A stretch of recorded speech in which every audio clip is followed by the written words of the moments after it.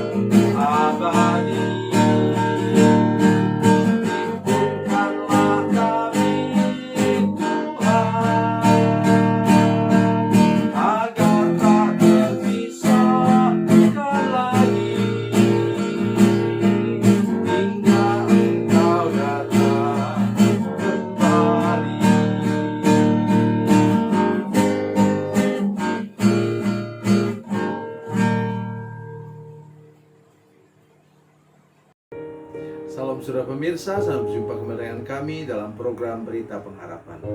Saya mau mengunjungi saudara-saudara sekalian, mau menyampaikan sesuatu yang hendaknya hari ini jangan sampai pernah dilupakan. Bahaya besar bila kita mulai bergantung kepada manusia, walaupun itu anak kandung kita sendiri atau orang tua kandung kita sendiri. Sebelum lebih jauh mendengarkan firman Tuhan, mari kita berdoa. Bapa, dalam nama Yesus, terima kasih Tuhan karena Engkau hadir bersama dengan para pemirsa dan juga ada di sini bersama dengan hamba. Terima kasih Roh Kudus, Engkau menolong kami mengerti firman Tuhan ini, dan dalam jangka panjang sampai akhir hidup kami tidak pernah melupakannya. Terpujilah namamu Tuhan Yesus Kristus. Terima kasih Tuhan.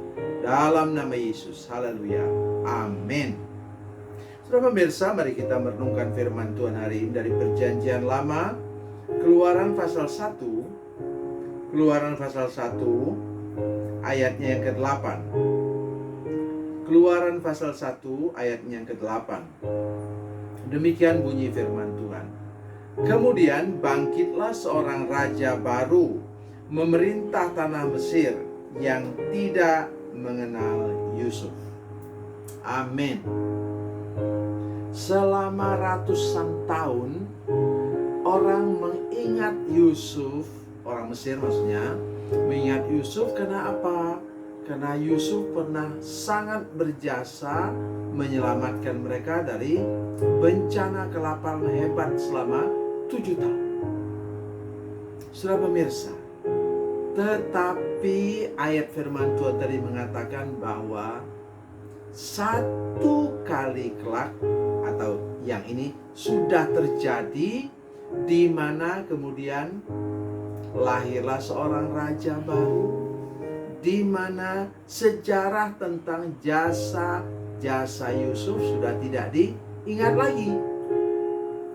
Saya sudah katakan tadi dalam pendahuluan, tolong, walaupun ayahmu pengacara paling terkenal di negeri ini, walaupun anakmu berbintang 4, tapi saya mohon dalam nama Yesus, dengar baik apa kata firman Tuhan ini. Karena apa? Ini akibat bila kita bergantung kepada jasa manusia. Karena satu kali kelak itu jasanya dilupakan.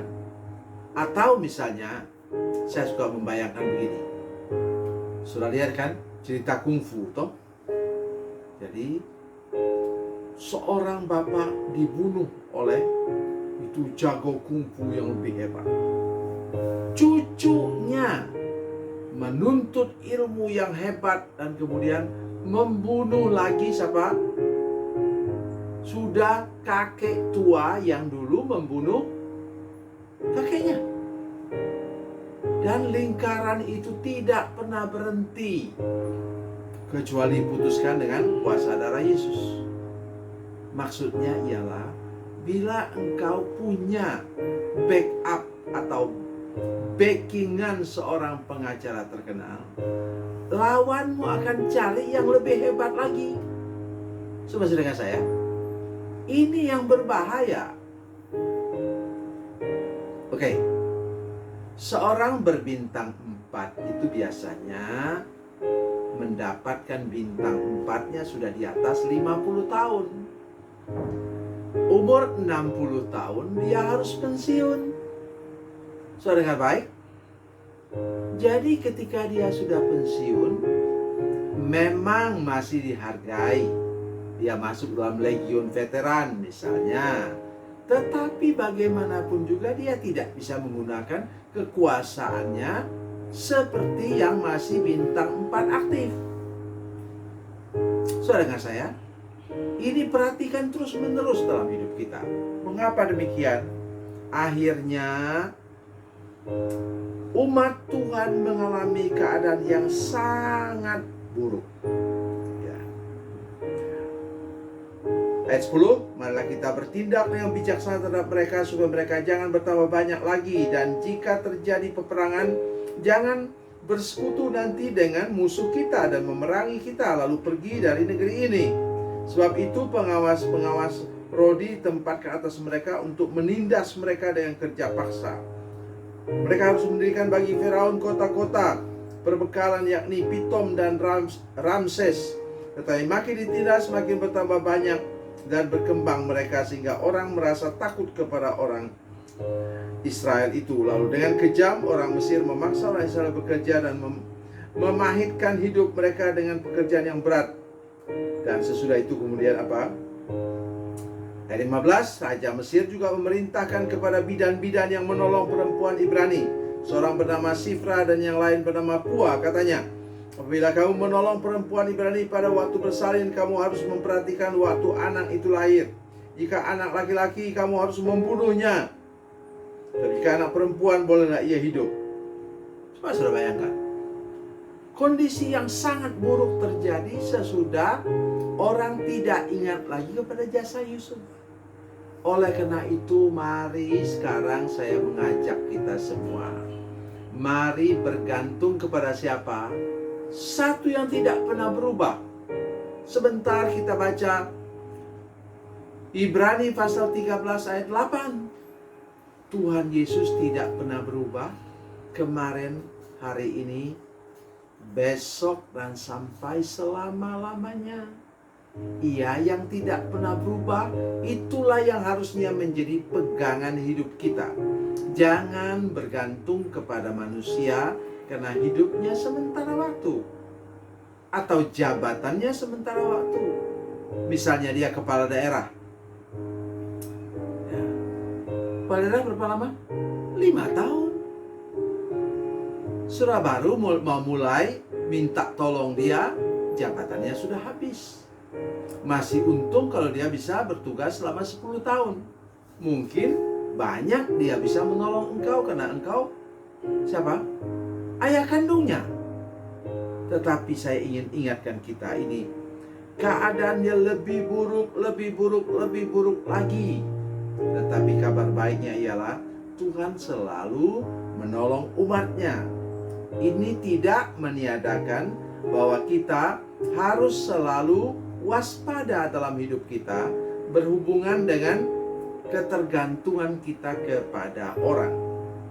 Saya senang mengingat firman Tuhan dalam Yeremia pasal 17 ayat 7 dan 8. Diberkatilah orang yang mengandalkan Tuhan. Dan kalimatnya ialah, kata itu biasanya dia menggunakan manusia itu adalah Adam. Tetapi di sini ia menggunakan kata geber. Artinya apa? Orang kuat. Saudara pemirsa, diberkatilah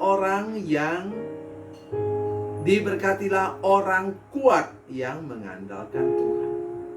Mari saudara sekalian, buka mata, buka hati hari ini untuk selalu mengandalkan Tuhan. Tidak pernah melupakan Tuhan dalam hidup kita. Hanya Dia yang layak untuk diandalkan. Karena Dia tidak pernah berubah dahulu, sekarang, sampai selama-lamanya. Tuhan Yesus memberkati, Tuhan Yesus baik. Mari kita berdoa. Allah Bapa, dalam nama Yesus, terima kasih untuk firman Tuhan yang luar biasa ini. Ajarlah kami untuk hidup terus bergantung kepada Tuhan. Bila ada kesempatan bergantung kepada manusia, kami anggap itu sebagai satu saat di mana kami diberkati Tuhan melalui anggota keluarga kami atau pejabat yang kami kenal. Tetapi sebaliknya, kami tidak pernah mau mengandalkan manusia, melainkan seumur hidup kami mengandalkan Engkau, Tuhan Yesus Kristus, yang sangat dapat diandalkan. Terpujilah nama-Mu Tuhan. Dalam nama Yesus, haleluya, amin.